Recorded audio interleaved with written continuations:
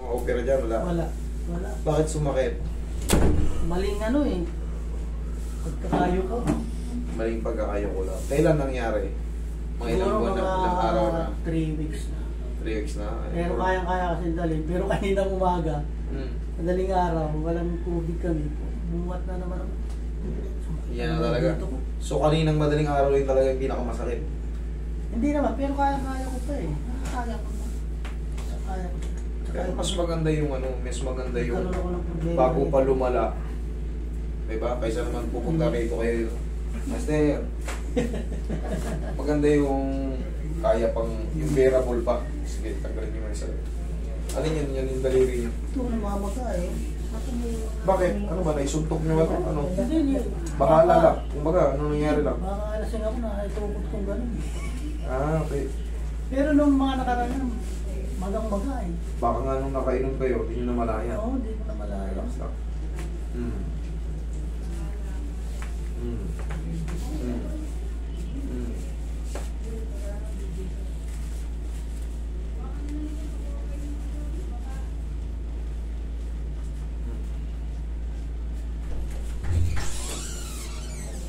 No. 3 months. Okay na yung presyo. Is na.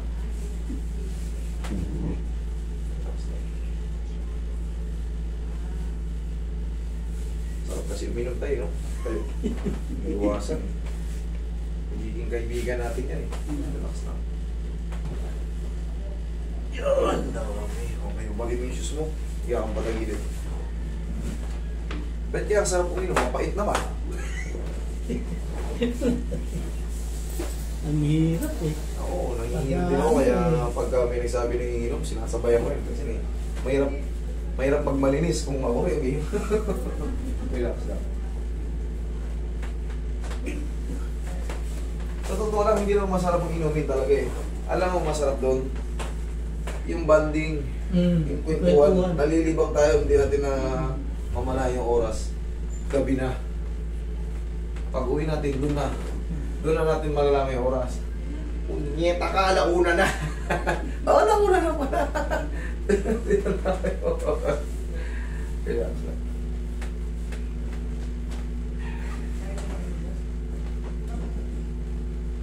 Biyaya ka, sir. Meron dito sa paa eh. Tuhod eh. Try yung Dalawang tuhod ko yan eh. Pero kaya ko namang ano. Hindi, alam nyo ito tayo. Siyempre, kumakain tayo ng mga ano. Sumasakit sa hindi naman yan consistent na masakit eh. Alam mo nangyayari. Siyempre, sign of aging. Kain din tayo ng kain na mahalap. Kain tayo ng kain na matataba. Wala naman tayong awat eh. Adobo, prito. Wala naman tayong awat eh. Ngayon, kaya sinasabi mo, kaya-kaya mo naman. Pero may panahon talaga na parang ang kirot-kirot niya. Hindi mo napapansin kasi yung kinakain natin. Doon yun. Pero hindi ka naman talaga totaling pilay. Diba? Pasumpong-sumpong lang. Pag sinumpong, siyempre meron, pag umidad tayo, pangkaraniwan na sa tao, yung kakayumahin, arthritis, pangkaraniwan na yan. Pero yung gout, choice kasi natin yun kung malakas tayo sa malakas tayo sa karne, kasi hindi tayo nagpapapawis. Yan, tamaan ka ng gout kasi masira yung Pero malaking tulong yung pagpisa umaga, pagising. Oo. Malaking bagay yung mga kilos-kilos natin. Kasi pagka kumikilos-kilos tayo, magiging healthy yung liver natin. Magiging healthy yung puso natin. Yan mga yan, sa kinakain na natin yan, mga biglang yung pag-digest na natin, yung mga maalat natin kinain.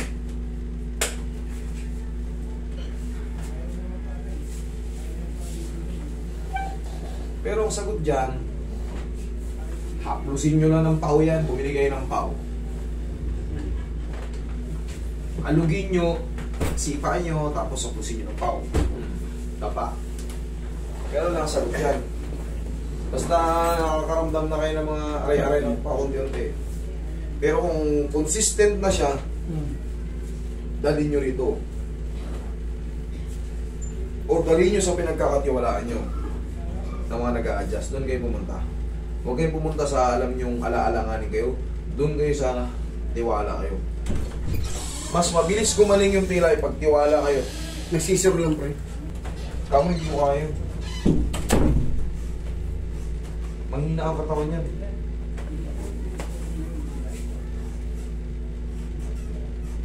Yung kaya, delikadong galawin niya.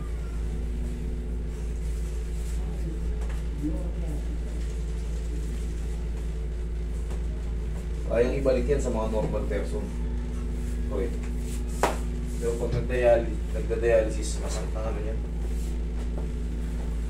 Masakit ang buong katawan yan. Mahina ang immune system yan.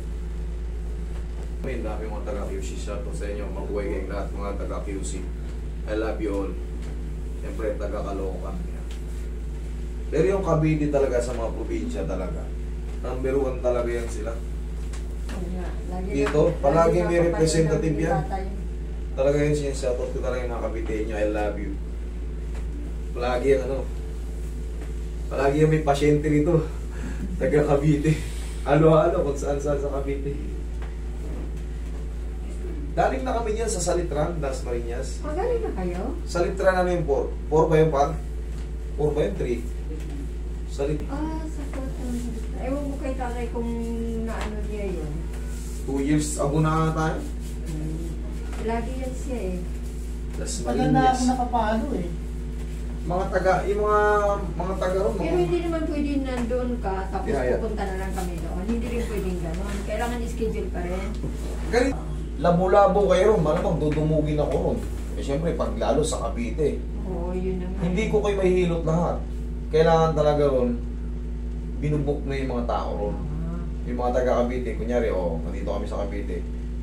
Kung ilang araw kami ron, kunyari, 3 araw, siguro mga 120 person. Pwede. Kung 3 araw kami, kaya ko yan. Magbuhok rin kami. O 150 person. Pero pagka, yung basta na lang din, naku. Siyempre, pati yung mga taga Cavite, baka nga isang bayan lang ng Cavite, mapuno na ako eh. Kaya nga. Lalo dyan sa Dasma na yan, galing na ako yan. Okay, zero. Kaya nga eh. And laki ng Cavite, daming bayan yan, dyan lang. Dyan lang mga kaya. Binubuk din namin yun, para malimitahan lang yun. Sa may ano ba yun? Panapaan ba yun? Parang may panapaan.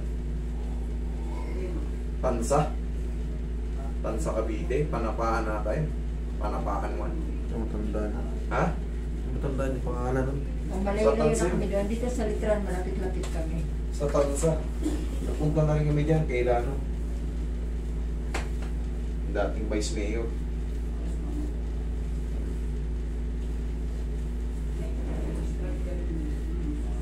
Hindi lang talaga ako nagla-live doon. Kasi nga, baka tatakot ako mapahiya ako, magkatampuhan tayo na hindi ko kayo ma-accommodate lahat. Kaya kailangan yung kaya ko lang din. Yung iba, nagla-live, syempre, medyo less pa yung katulad dito, tingnan nyo, nahihirapan. Hindi ko agad binibigay yung exact location ko. Hindi ko agad binibigay. Pag binigay ko, sumugod kayo lahat dito. Pero yung iba, makapunta na rito. Ay, boss, dati matagal na yan siya nagpa-schedule pero hindi daw masagot-sagot eh. Tapos nitong huli na, parang nangungulit na ata talaga siya. Kailangan talaga mangulit kayo. Nangungulit Kasi na ata yan siya eh. Lingkuhan na lang pinupuno namin. Dati kasi talagang iniipon namin. Ngayon, nagkakapalit-palit yung mga yung mga schedule, katulad yung mga OFW. Example na OFW, tatawag sa akin yung master. December 5. Yung anak ko Tatlo kami, 4 kami. napila. Pagdating ng December 5, uwi na sila ng Pilipinas. Meron palang kanilang kasalan, piyesta pala sa kanila. Nasira yung schedule dito. Hindi namin napalitan, hindi namin nadagdagan yun. Nagkakandali-chinechi yung schedule. Panganay ko nga, sinabi ko, dalhin Kasi dito lang eh. hindi alam Sa basketball eh. Anong nangyari? May sinupalpalan daw siya, sinupalpalan niya. Problema, pag baba niya, nakatapak siya ng Paa. bato. Hmm. Natapilok siya. Nasaan na yung anak mo? Bumalik na sa Bago sana bumalik ka ng Saudi, dadali namin dito. Hindi pa nga namin alam kung paano pumunta Mas mabilis makabook sa akin yun pag OFW.